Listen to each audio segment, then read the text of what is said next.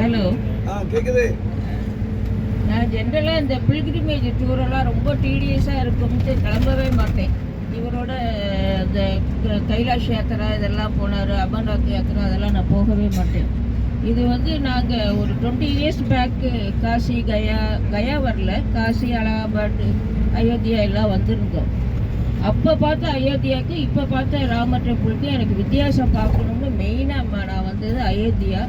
அப்புறம் எங்கள் சார் ரொம்ப வருஷமாக கயாவில் போய் சிரார்த்தம் கொடுக்கணும், அதுக்கு கட்டாயம் நானும் கூட வந்தாகணும். அதனால் நான் மெயினாக எய்ம் பண்ணி வந்தது கயாவும் அயோத்தியாவும் பார்க்கணும் அப்படின்னு சொல்லிட்டு தான். அப்புறம் கடைசியில் பார்த்தீங்கன்னா இந்த இதெல்லாம் கங்காவில் ஸ்நானம் பண்ணுறது அதெல்லாம் நான் ஏற்கனவே பண்ணியிருக்கேன். இப்போ நீ ரீப்ளேஸ்மெண்ட் பண்ணிடுறதுனால ரொம்ப என்னால் ஸ்ட்ரெயின் பண்ண முடியாது.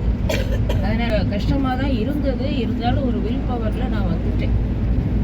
ஏன்னா நான் வந்து எந்த டூர்லேயுமே நான் சாப்பிடவே மாட்டேன். வெறும் கார்ன்ஃப்ளேக்ஸு சேலடு இதுதான் சாப்பிடுவேன். இந்த டூரில் தான் 3 நேரமும் நான் நல்லா சாப்பிட்டேன். அதுக்கு அசோக் சாருக்கு ரொம்ப தேங்க்ஸ். நான் சாப்பிட்டதே இல்லை, எந்த டூர்லேயும் சாப்பிட மாட்டேன், பட்னி தான் கிடப்பேன். கொஞ்சம் சாப்பிட்டாலும் திருப்தியாக சாப்பிட்டது மனசுக்கு பிடிச்சி சாப்பிட்டது இங்கே. பிள்ளை எப்படி வளர்த்துக்கிற பார்த்தீங்களா?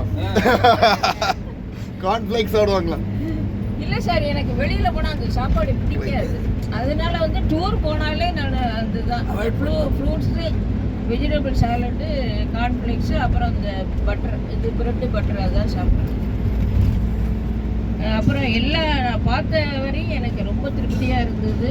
நல்லா அரேஞ்ச் பண்ணியிருந்தீங்க. நானும் சொல்லிட்டு இருந்தேன், நிறைய டூர் ஆப்ரேட்டர்ஸ் பார்த்துருக்கோம். அசோக் சார் தான் சிரிச்ச முந்தியா எந்த டென்ஷனும் வெளியில் காட்டிக்காமல் இருக்காரு. அது மாதிரி நம்மளும் இருக்கணும்னு சொல்லிட்டே இருக்கேன். ரொம்ப தேங்க்ஸ் சார், நல்ல எக்ஸ்பீரியன்ஸ் எங்களுக்கு.